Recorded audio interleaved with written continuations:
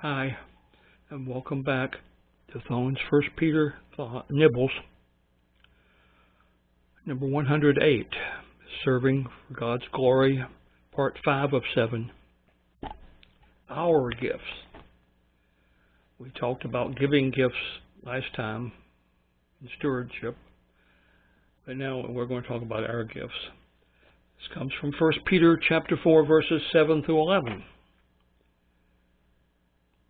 And the subtitle is The Basis of Our Ministry. Why is this in the Bible? This is basically explaining the ongoing duty of believers.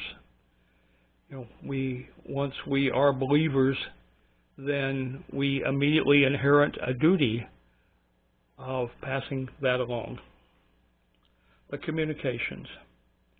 Exercise our communications to those around us. And this is a rather long application to me, because we have to go back and quote some other things as well. So although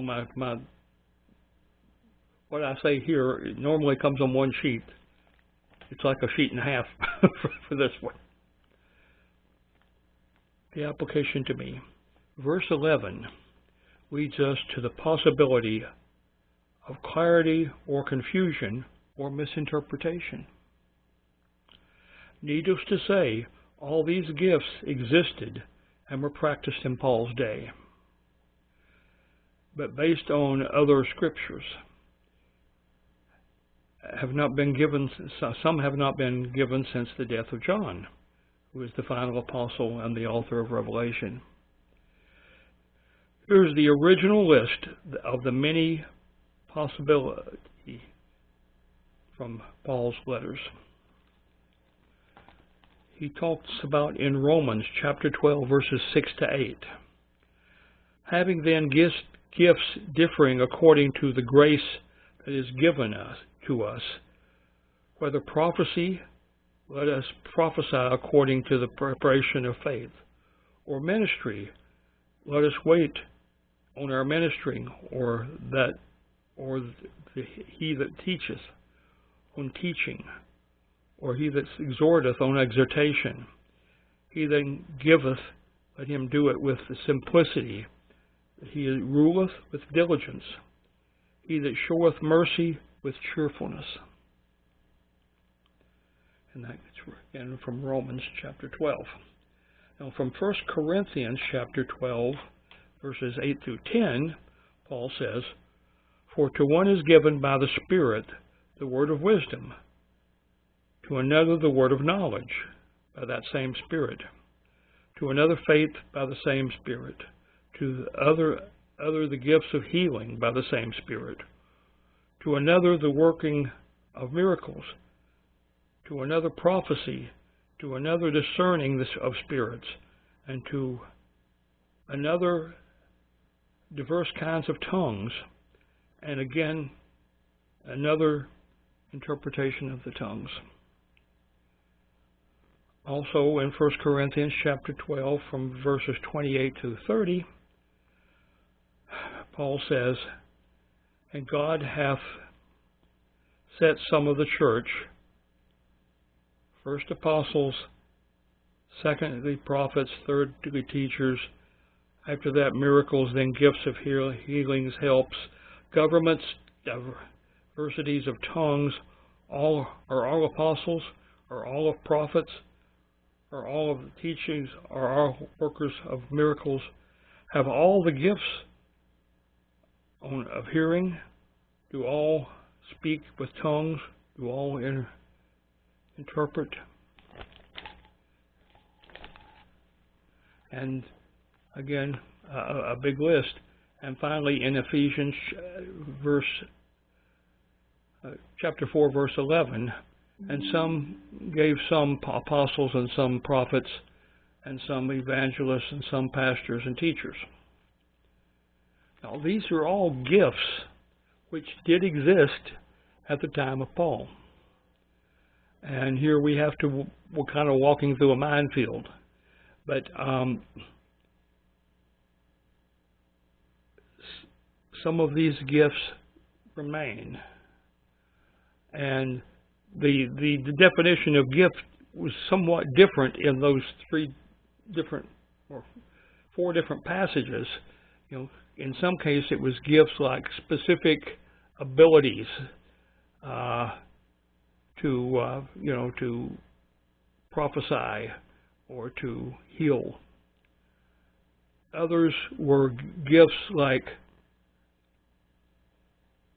abilities to execute some part of a bigger plan, like being a prophet or being a preacher or being a teacher. And then, there's some that are sort of a mix of all that. And so here again we have to be a little careful, because many of us believe that many of those abilities, though still present in God, and I guess in a brief moment, maybe others can help with that situation. The fact is that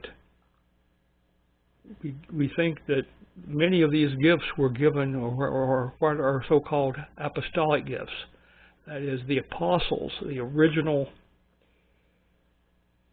men who represented Jesus after he left this earth, had abilities that were supernatural in nature. And when there were no more apostles, but that is, I mentioned when John passed away, there were no more. Those talents didn't exist anymore, and also related to John, the reason that they didn't need to exist anymore was that the Holy Scriptures were completed. John wrote Revelation, the very, very final text that we see in our Bibles. So they were needed by the apostles, since they had to do a lot of activities which were unusual, and as witness to others and as helpers, like doing miracles of healing people. That was part of their witness, to get people to listen to what they were saying spiritually. So they did physical miracles to lead to spirituality. But at a certain point, those, many believe, ceased to exist as a talent that God gave. So,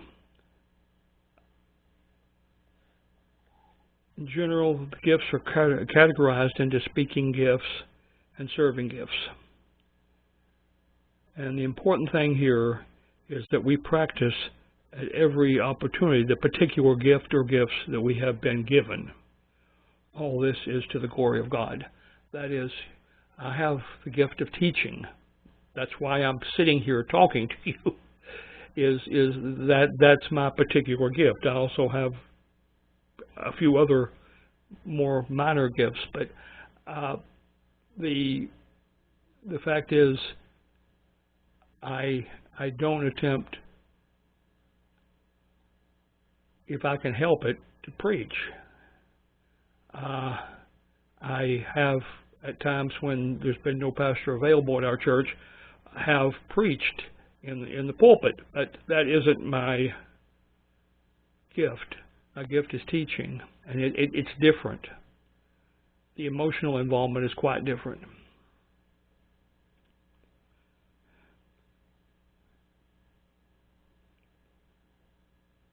My response to all this is, Lord, thank you for this challenging role you wish for us as we serve you in this world. It is a challenging role. Talk to you next time.